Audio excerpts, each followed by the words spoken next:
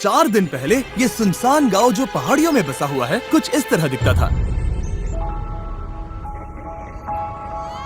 और क्योंकि ये गांव ग्वाटेमाला जंगलों के बीचों बीच बसा हुआ है, एक ऐसा ट्रॉपिकल एरिया जहां गर्मियों में भारी तूफानी बारिश होती है, तब इनमें से कई घर ऐसी भयानक परिस्थितियों के आगे टिक नहीं पाते और यहाँ के लोगों पर अपने परिवार की सुरक्षा के लिए घरों को बार बार बनाने का दबाव पड़ जाता है।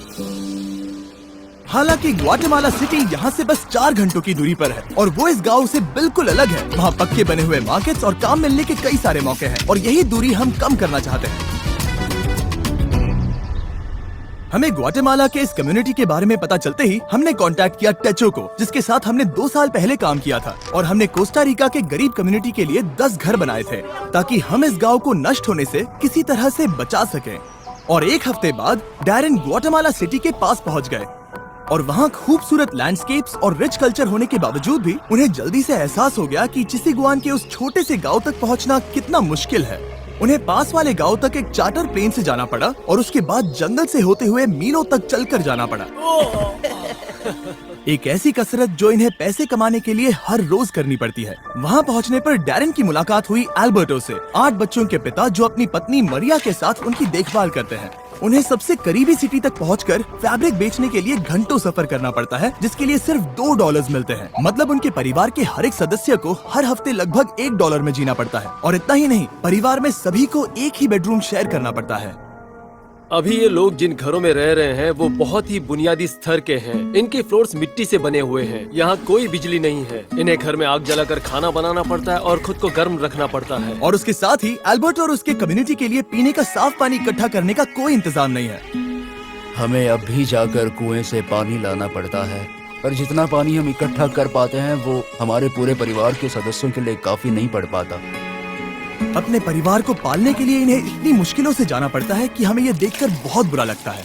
हम इस समुदाय की मदद करना चाहते हैं, इनकी जिंदगी में बड़ा बदलाव लाना चाहते हैं, इन्हें एक कंफर्टेबल और सुरक्षित जगह देना चाहते हैं जहां ये बच्चों को बड़ा कर सके। तो अगले कुछ दिन हम हमारे पार्टनर टेचो जो यहाँ काम करने वाले हैं उसके लिए हमारे पास एक बड़ी योजना है। तो बस 4 दिनों में हम यहाँ पर 15 नए घर बनाने वाले हैं जहाँ होंगे बेसिक इलेक्ट्रिसिटी के लिए कुछ सोलर पैनल्स, एक सैनिटेशन सिस्टम, कंक्रीट के फ्लोर्स, एक लकड़ी जलाने का चूल्हा और एक रेन हार्वेस्टिंग सिस्टम जो होगा स्टोरेज और फिल्ट्रेशन के साथ। टेचो में ऐसे लगभग 15 लाख वॉलंटियर्स हैं जो इस ऑर्गेनाइजेशन से पास होकर निकले हैं। इस तरह की एक्टिविटीज उन्हें उनकी पारंपरिक जड़ों से जोड़कर और उन छोटे कम्युनिटीज को सहारा देकर उनकी जिंदगी बदल सकती है। वो अपने और उन कम किस्मत वाले लोगों के बीच की दूरी कम करने में मदद करते हैं।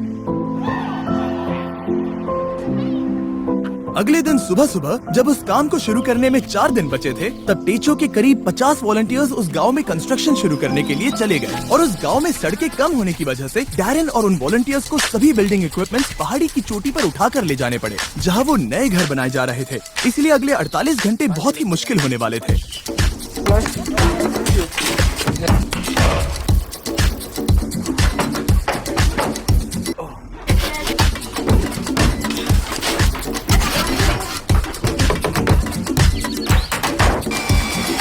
बस 2 ही दिनों में उन्होंने घर के कंस्ट्रक्शंस बनाने पूरे कर लिए थे। हालांकि बचे हुए सिर्फ 48 घंटों में अब भी उनके वाटर कलेक्शन सिस्टम के लिए इरिगेशन पाइप्स लगाने और प्लम्बिंग करना बाकी था।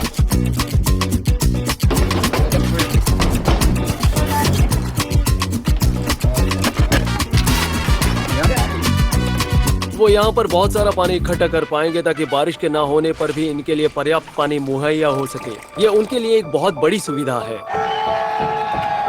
मैंने कभी डैरेन की क्षमता पर शक नहीं किया, पर इस बार वक्त बहुत कम था। मुझे विश्वास नहीं होता, पर सूरज उगने से पहले उन्होंने वक्त पर काम खत्म कर लिया ताकि एल्बर्टो और उन सभी परिवारों को नए घर का सरप्राइज मिल सके। और बच्चे तो अपनी एक्साइटमेंट रोक ही नहीं पाए। चलो रिबन काटते हैं।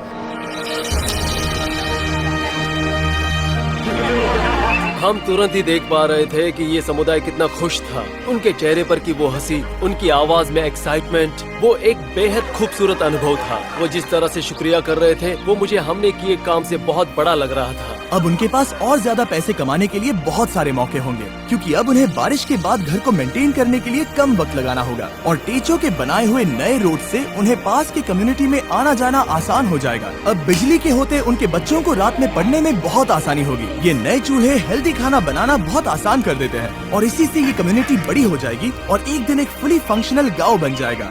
जहाँ पास में बसी हुई सिटी के लोगों जितने ही काम होंगे, तो अल्बर्टो और उसके परिवार को अब कभी भी उस जोखिम भरे रास्ते से जाने की जरूरत नहीं पड़ेगी। हम इस सब के लिए बहुत खुश हैं। मेरी बीवी और सभी बच्चे भी इसे लेकर बहुत खुश हैं और मैं भी बहुत खुश हूँ।